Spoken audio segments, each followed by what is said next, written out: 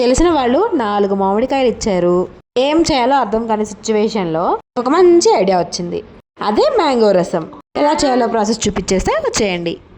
ఒక మామిడికాయ తీసుకొని పీల్ తీసేసి లోపల జీడి తీసేసి ముక్కలాగా కట్ చేసుకోవాలి. ఒక బౌల్లో వేసేసుకొని మునిగేంత వరకు వాటర్ అయితే పోసేసుకొని బాయిలింగ్కి పెట్టేసుకోవాలి. మామిడికాయ బాయిల్ అయ్యే లోపు కావలసిన మసాలా అయితే ప్రిపేర్ చేసేసుకుందాం. 1 టేబుల్ స్పూన్ ధనియాలు, 1 టేబుల్ స్పూన్ జీలకర్ర, కొంచెం మిరియాలు, వెల్లుల్లి రెమ్మలు 4, 2 ఎండుమిరపకాయలు, కొంచెమే కందిపప్పు. ఇవన్నిటిని బాగా ఫ్రై చేసేసుకొని మిక్సీలో పట్టేసుకొని పక్కన పెట్టేసుకున్న తర్వాత మన మామిడికాయ కూడా బాయిల్ అయిపోయి ఉంటుంది కాబట్టి దాన్ని కూడా మెత్తగా రుబ్బేసుకోవాలి. మిక్సీ జార్లో వేసేసుకొని ఇలా మెత్తగా రుబ్బుకున్న తర్వాత ఒక బౌల్ పెట్టేసుకుంటున్నాను పొయ్యి మీద.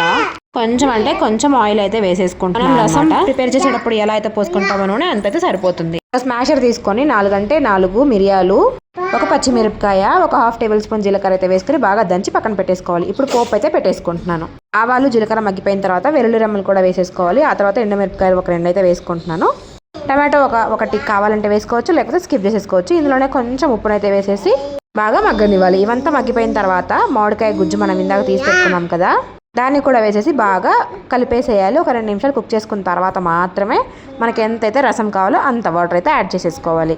సీజన్కి ఒక్కసారే వచ్చినా కానీ ఇలా చేసుకొని తిన్నట్టయితే సంవత్సరం మొత్తం గుర్తుండిపోతుంది మామిడికాయ రసం మనకి. అంతా బాగుంటుంది అనమాట. బాగా మగ్గిపోయిన తర్వాత బాగా బాయిల్ అయిపోయిన తర్వాత మనం ముందుగా ప్రిపేర్ చేసి పెట్టుకున్న రసం పౌడర్ ఏదైతే ఉందో దాన్ని కూడా వేసేసుకోవాలన్నమాట. ఒక 2 టేబుల్ స్పూన్లు వేసుకుంటే సరిపోతుంది. లాస్ట్లో కొంచెం కొత్తిమీరను కూడా యాడ్ చేసుకొని బాగా మరగనివ్వాలి. వేడి అన్నంలో మామిడికాయ రసం పోసేసుకొని ఎగ్ ఆమ్లెట్ వేసేసుకొని తింటే ఎంత బాగుందో తెలుసా అసలు. జస్ట్ లవ్ ఇట్ అనమాట. మీకు ఎలా అనిపించింది ఈ వీడియో? నచ్చితే